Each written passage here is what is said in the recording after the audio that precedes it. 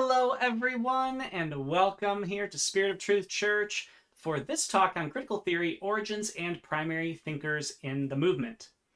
And it's so nice to have you here tonight. Thank you again for joining us. And we're going to be talking about a number of different things tonight. It's actually going to be kind of interesting.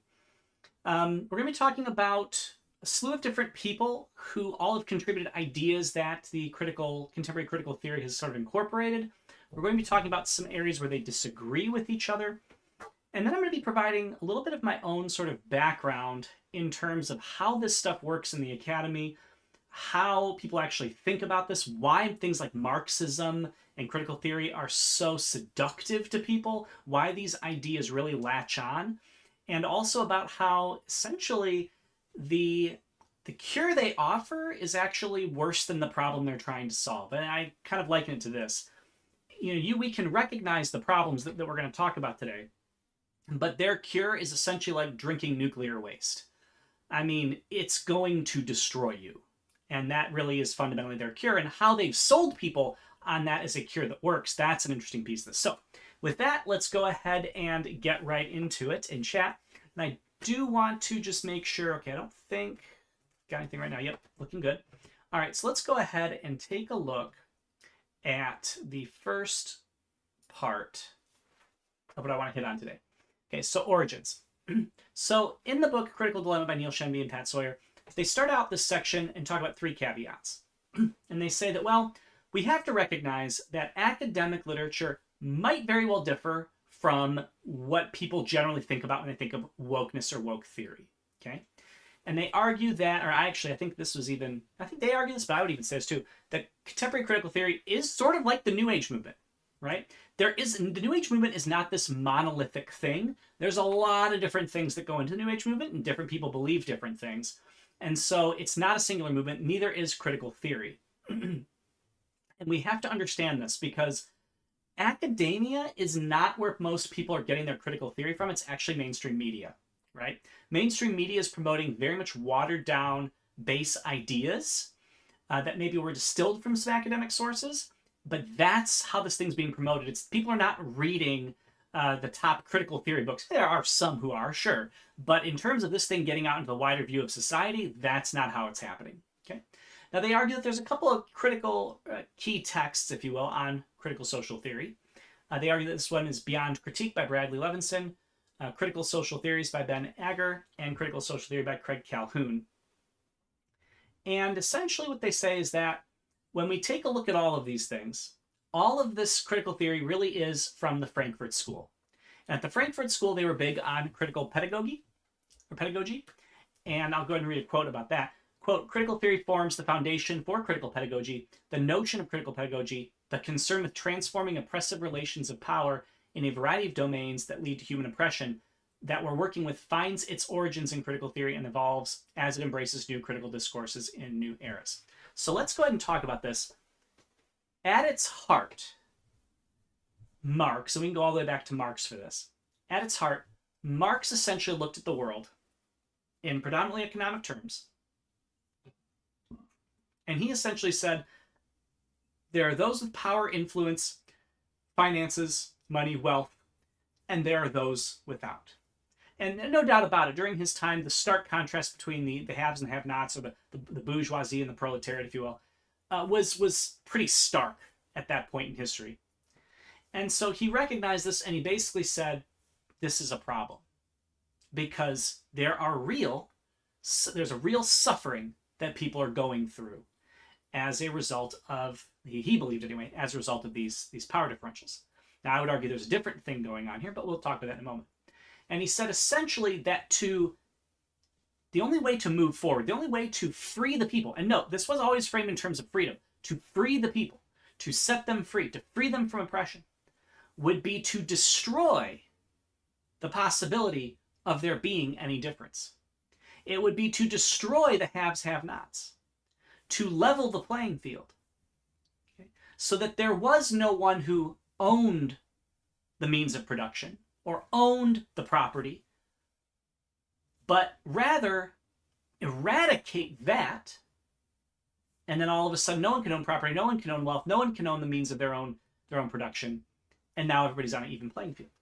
Now, we got to talk about why this is a problem. So, in his era, the problem was, most people didn't own property, most people didn't own their businesses, etc. You had factories coming up, you had people working for other people, etc. And so he said, well, the problem is if people can own their own property, if people can own their own means, their own production, then that's naturally going to make the rich richer, the poor poorer, and it's going to lead to this separation of people into classes. And so he basically said the only way to really get around that is to eradicate private property ownership, to eradicate the ownership of businesses. But he also recognized, well, if we do that, then what do we have? We have workers, but we don't actually have anybody who actually kind of runs the thing. So what is the natural then point of communism? The government runs the economy. The government runs the factories. The government runs the businesses. And everyone essentially becomes a worker. Now, you probably recognize a couple of problems with this right off the bat. The problems with this is that the government just becomes a business owner who has an army to enforce its whim. So not you don't have a business owner anymore. Indentured servitude, okay, that's fine. Now you've got an army backing this. And you have the people in government who are called, the greatest workers of the people, but they are the new bourgeoisie. And that's essentially what ends up happening. So there's really no way of actually eradicating power structures. If you eradicate a power structure, a vacuum naturally forms. And unfortunately, when you don't have an institution with norms and mores and boundaries and morals and things like that, what's formed in the vacuum is a very, very, very evil thing with no boundaries and no morals, and it's scary and it's destructive and it's evil. And so this is again why people, look and say, "Oh, that's not real Marxism." It's like, no, like the Soviet Union or some of these other things, China, communism back in the day under Mao Zedong, and they look at these and they say, "Oh, that's not really real communism." It's like, no, that is exactly what communism actually is. There is no other way of doing it. You're essentially denying reality if you say that the power vacuum isn't going to form and that some sort of totalitarian regime isn't going to come out of that. There's no way that that's not going to happen. So when looking at communism and looking at Karl Marx's theories, he did recognize a real point that people were suffering. I think he misjudged it. I think that the reason why people were suffering was due to sin, not their own, but the sin maybe of those who are leaders and rulers and owners over them, although possibly some of their own sin as well, who knows. But much like, for example, in Israel in the Bible, who's judged harshest in Israel throughout the prophets? The leaders. The leaders are the ones who are said to oppress the poor. The leaders are the ones who are said to mislead the people. The leaders are the ones who neglect. Like, the leaders come under some pretty heavy judgment, and I think that just goes in general, that humanity is set up to be a society of institutions. There's no question about it. There's going to be power differentials, and the question is, will you use that power ethically and appropriately and for the good of the people, or will you use it selfishly and self-centeredly and for greed? And the problem is humanity tends toward greed and selfishness because of its sin. That doesn't happen every single time. We have had good leaders. There have been good leaders throughout history. But in general, there's a tendency toward this type of sin. Marx recognized this, although he didn't attribute it to sin. He attributed it to the fact that there was a power differential. Really, one could argue the power differential actually allowed for the stuff to happen. I would not call it the cause, though, and I think that's where Marx goes very astray, at least in the beginning. I think he goes even further astray when he then argues that just destroy all of the institutions and essentially, level it all down. You have literally Mao Zedong in the Cultural Revolution doing just that, pulling the professors out and sending them to work in the fields. I mean, talk about literally destroying institutions. That was part of the Cultural Revolution. And I think when you start to look at it like that, as okay, the answer is clearly worse. The cure is clearly worse than even what was going on before. You now have to ask yourself, why would people, after all of that, continue to latch on these theories? They've seen that the cause is worse. What's going on? And that's where we get into contemporary critical theory. So you have this situation where, as a result of communism, modernism is sort of on the ascent, right? It's on the ascent. Then we start to go into the Cold War. We start to go into war fatigue, Vietnam War, war fatigue, things like that. And postmodernism really starts to take hold. You have people like Jacques Derrida, post-structuralist philosopher. You've got a number of these guys, again, going against language, but they're all essentially attacking the Bible. Why? Why do they all attack the Bible? They all attack Christianity because Christianity and all of its institutions, family, learning, government, morals, laws, all of it's really rooted in some way in Christianity, and they recognize that to destabilize not just the economy, but to destroy every institution, you have to take down Christianity. This is why people can essentially be pro-Islam and anti-Christianity. You'd think it doesn't make sense until you realize that Islam doesn't hold the power structure in America. They believe that Christianity does, in a sense, although I think that's highly debatable. They believe Christianity does, so they have to dismantle Christianity, not Islam. Their target is Christianity because that is the current thing that is in power. Honestly, it wouldn't shock me if, say Islam became in power, that they'd be against Islam. It wouldn't shock me at all if they ended up going there. And so they argue for two central themes then that are kind of garnered from Marx and from others. They argue that, quote, critical social theory as a whole and all specific critical social theories attempt to understand how power operates within societies to shape, produce, and reproduce social inequalities and inequities. And two, they require a commitment to action, that the theory is there to affect social transformation. So you have to understand, with critical social theory, it tells you a couple things. First, it tells you that the institutions in society are the problem. They are producing inequalities, they're producing inequities, and so they have to be dismantled. But then it also says, but you have a job in that too. You have to be an activist. This is why activism is so common in social theory issues, or critical theory issues, because that's part of the theory, is affect social transformation. Okay?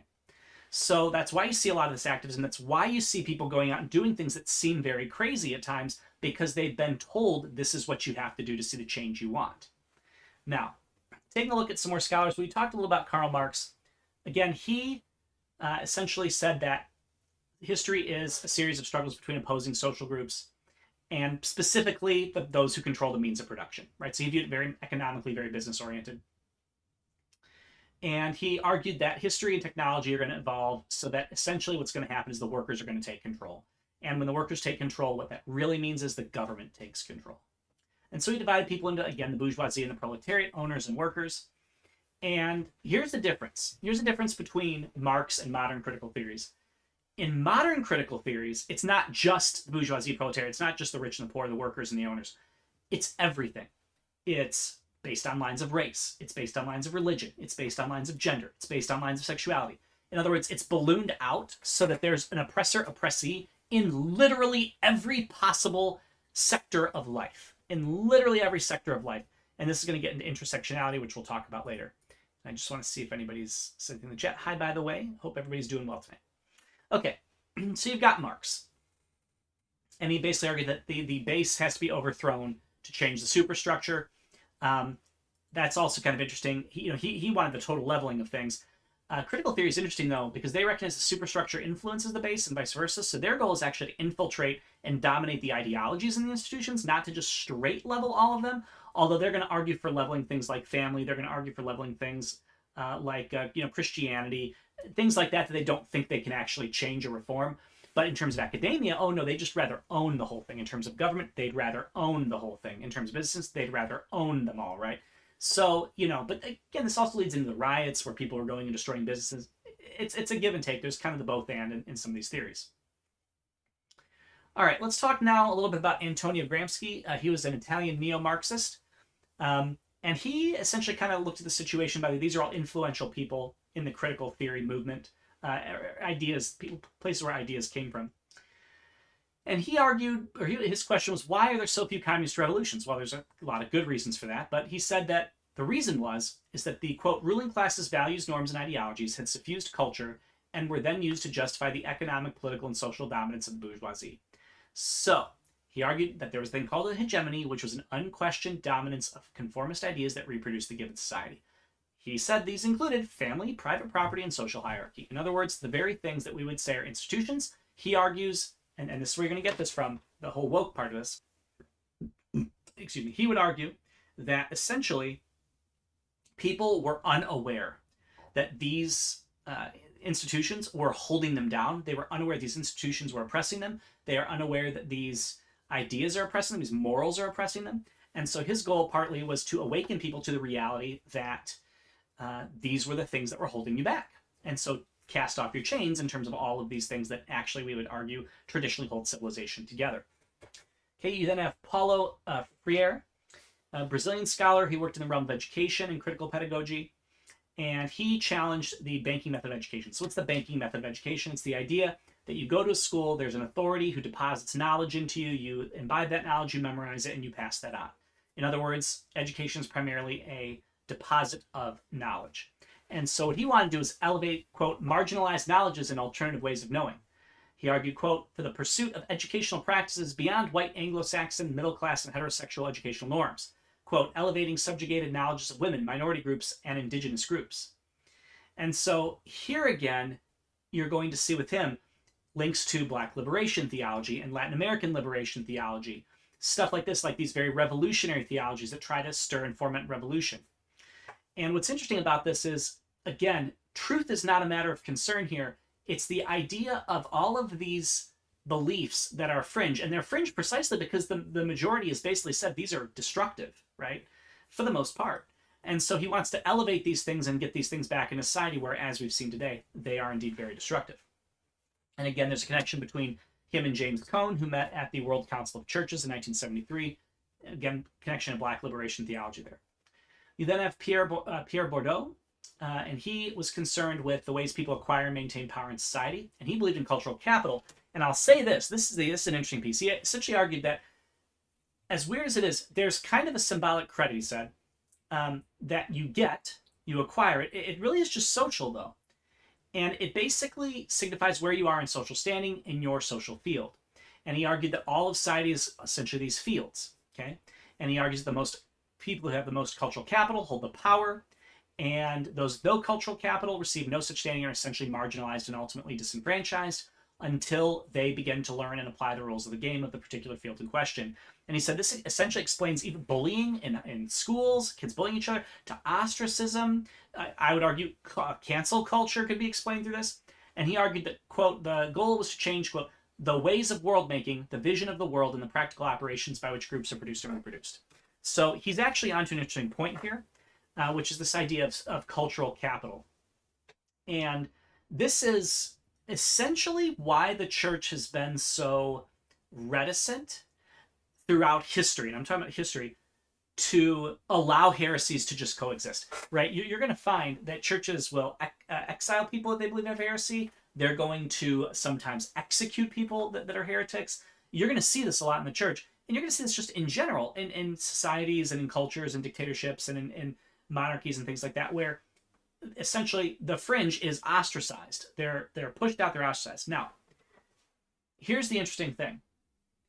We're in a situation where, in some sense, it makes sense to ostracize bad ideas. And I'll say it like this, because a bad idea that spreads and gets a hold in things can actually really damage a society. Makes sense. On the other sense, it's like, well, what if I were ostracized? I wouldn't want that. What if the mainstream starts thinking erroneous or wrong things and then ostracizes the actual good idea? Well, Athanasius dealt with that when the entire church was essentially anti-Trinitarian, and Athanasius was like, no, God really is a Trinity, and he was the only one, and he was exiled multiple times, and we all know how that went. Standing firm, his idea of the Trinity actually ended up winning out in the end. So we kind of run into the situation where people do this all the time. They do this in churches, they do this in denominations, they do this in government, they do this in political parties, like they do this in education. I mean, he hit on an idea that's very real. This idea of cultural capital, and we're seeing it now in cancel culture. We're seeing a lot of different things. We're seeing the ostracization. Like, again, who's ostracized right now? Conservatives, no doubt about it. People who hold to a literal understanding of Scripture are even ostracized by other Christians. You name it, people are being ostracized all the time. And again, his goal is to change the way of world making. So how has that even gone into play? Well, I think, again, the advent of the internet is a big deal. The advent of being able to simply go online and share ideas and promote ideas, it's a big deal. Change the ways of world making. Push forward ideas of aberrant sexuality, of aberrant theology. Just get it out there. Get it into people's minds, and things will change. Again, we have a situation now where somebody's going to go online and they have more influence than a pastor ever would hope to have.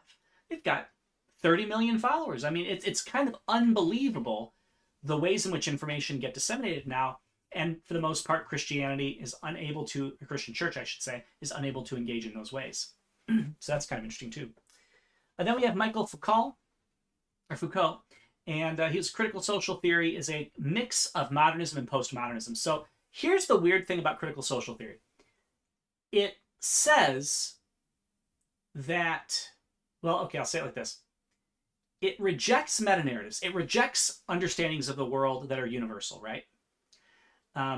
It's going to challenge neutrality. It's going to challenge objectivity. It's going to challenge universal truth.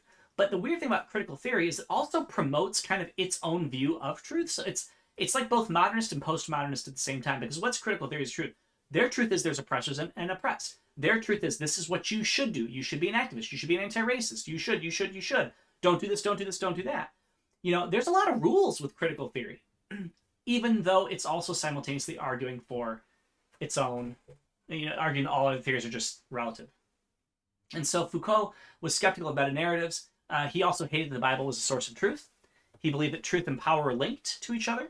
Quote, truth does not set one free, rather it subsumes one under the rules of a particular game of truth. So, you know, clearly, people say, though, he didn't really reject objective truth. Even if he didn't, he still had this idea that truth can only oppress you. It can never set you free unless you're free to believe your own truth. He argued, quote, supposedly pristine objective truth claims bear the grubby fingerprints of 100 human hands. This actually is true in a sense.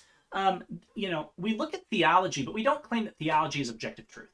Okay? We claim that theology is our attempt at describing reality, that it might not be perfect. It doesn't have that quality of absolute objective ultimate truth.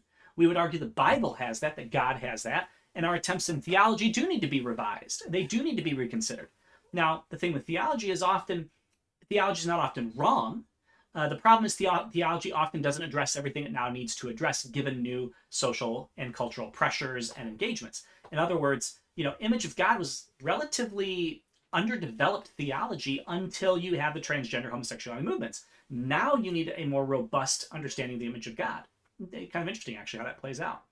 So, yes, indeed, theology has taken shape over the years. We believe we're getting closer and closer and closer to the truth. We believe we have better understandings of it, sometimes worse understandings, depending on the situation. But that doesn't mean we deny that there's an objective truth or objective thing we're studying. He did not like the Bible. Most of these guys did not like the Bible because they saw the Bible as the main glue to society. Now, what about Judith Butler? She's a feminist, philosopher, and gender theorist of queer theory, and she was influenced by Derrida. And she essentially said that gender doesn't really exist. Gender stability is an illusion. So if you're wondering who or where these ideas of gender impermanence or gender fluidity come from, Judith Butler's a big one. And she essentially said that gender is really just daily acts of repetition. It's the fact that we've enforced girls to act a certain way makes them female, and the fact that we've enforced men to act a certain way makes them male, and that's actually what this is all about. And so her goal was to, quote, undermine any and all efforts to wield a discourse of truth to delegitimize minority gendered and sexual practices. In other words, she's, again, the very much free sexuality, free gender, free, all of this kind of stuff, all this insanity, very much a promoter of that. And she argued gender stability was an illusion. And finally, we have Kimberly Crenshaw, 1959 to present. She's a legal scholar, and she coined critical race theory and intersectionality. And here's where this gets really interesting. She actually rejected the idea that the law is grounded in abstract universal principles and instead viewed it as a mechanism of coercion. Now, what's fascinating about that is I just saw a video today where, what was his name? I can picture him, and I've lost his name. Anyway, one of the senators essentially was addressing another, I believe, senator who rejected the idea that God had given human rights, basic human rights. And it's fascinating because that's part of critical theory too. The idea is that, no, they would argue that the means of the ruling class to justify its social dominance, that essentially even civil rights are a means of the ruling class to justify its social dominance and perpetuates control of society. So, quote, concepts like civil rights and precedent are trashed as mechanisms to preserve power and privilege. In other words, you're now getting, like, this is scary ground. It's like they almost don't understand what they're dealing with. It's like if you get rid of grounded civil rights, grounded rights of human beings, okay, and you get rid of that stuff, that you have now made a situation in a government in a country for the greatest possible evil to occur. The idea that we have rights, the idea that there's certain things that no government can do to us, there's an idea that there's certain things that it's just off limits for the government to do to us and for others to do to us. And that those things include, for example, taking our life, include, for example, literally silencing us and preventing from speaking, meeting and assembling as a people, liberty, being free, the pursuit of happiness, in other words, the right to own our own means of production, our own property, and then do with it as we will. If you remove that, someone is going to come along in the power structure and enslave your entire population, and that is communism. That is the communist government. It's the enslavement of the entire population. That's what it was. They tell you where to go, how much to eat, how much food. The government dictates every day of your life. And that's what they're arguing for. And that's why I just don't understand when people say, oh, well, that's not the real communism. Like, no. If you deny everyone civil rights, if you deny everyone actual human rights, just enslave the entire population. That's exactly what they did. That's exactly what would happen. And so you have intersectionality on top of this that, essentially the more marginalized groups you see in yourself, the more marginalized you are and the less privileged you are. And so, like, for example, the queer black woman is triply oppressed, whereas the straight white man is triply privileged, right? So you get all of this kind of stuff. And all of this is now being wrapped into critical theory. So having kind of gone through some of the main thinkers, and I hope that made sense. I know it was kind of more giving my thoughts on each one and just some comments and stuff. I know it wasn't maybe the structured presentation per se, but I kind of want to just give my thoughts on some of these things. I do want to say a couple other things with regard to how I see this kind of in academia and things. So the crazy thing is you go to academia, right? You go to the university and they have these ideas. And people often say, well, these are the best ideas. The academy vets these ideas. Really what it is, it's a small group of people. They tell everyone else what to think and what's okay to write on, and then the other people think and write on that, and they get promoted in the academic system. That's essentially how it works. And you see this because these ideas are bankrupt, but they're not allowed to be challenged. They're not allowed to be shot down or anything like that. They're promoted, they're celebrated, etc. And often, for the most part, they don't really get outside of academia. In other words, you have some of this stuff there. The problem is you're going to get people who then selectively learn these and then say, no, I'm going to boil this down and I'm going to really push this in church. I'm going to push this in the sectors of society that the average everyday person interacts with, the entertainment sources, the internet, etc. I'm going to push them there. And now all of a sudden, you don't even have really the academic philosophy, which has the real, I would argue, understanding of what the consequences of all this stuff are. You now just have a soundbite that people grab onto and have no idea what this is going to do or what this is going to cause. In other words, you've just given somebody, a nuclear bomb and just said, go and play with it. I mean, it is kind of wild when you think about it from that perspective. So, I see that in the academy as well, where these ideas are just, they're almost in like a think tank and they just keep growing and there's no check on any of this, right? There's no check on any of this. So with all that to say, that's kind of what I wanted to say about the origins and primary thinkers in the movement of critical theory. Next week, I think we're going to be getting on to more modern aspects of critical theory. But I hope you've enjoyed this. Feel free to ask me questions. I'm going to go ahead and put a Zoom link up here real fast. Go ahead and get a Zoom link going here for us so we can talk more about this. Give me 1 second here. I will get the link. Okay, there's the Zoom link. So again, go ahead, click on the Zoom link again. It'll take me a moment. Just wait in the waiting room, and then I'll be joining in. But thank you so much for joining us here at Spirit of Truth Church for this talk on critical theory, its origins, and primary thinkers in the movement. I hope you enjoyed. I hope this at least sheds some light on the topic. And I look forward to seeing you next time. Have a great night.